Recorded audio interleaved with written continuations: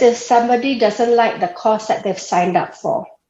That can be quite a common thing to experience. Sometimes people don't like the courses that they've enrolled themselves in. And more often than not, it's very important to find out what exactly we don't like about the courses. Sometimes it can be perhaps just the peers that we're with, the peers that we study with and do our projects with. Sometimes it's about the mismatch between the way the course is being taught and ourselves and our own preferences. Sometimes it's also curriculum related, right? The content itself, it's not what we thought that we signed up for.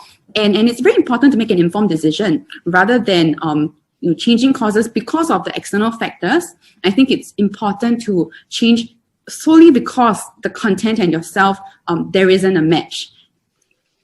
Is there a need to know exactly what you want to transfer to, or can you make that decision without knowing what you want to do next? Oh, that's really, really, really important because some courses, there are prerequisites, and because of the rigor of certain courses, students may not be able to transfer directly to another program without incurring the additional years of preparation or study. Sometimes there are courses that allow students to transfer to another major, and that's where we can kind of capitalize on the prerequisite modules. And of course, it is very, very important to understand why we're changing the courses. Again, it's important to read the prospectus to understand what the courses themselves are offering, how are the lessons being delivered, assignments being marked, and the skill sets that are being taught and assessed.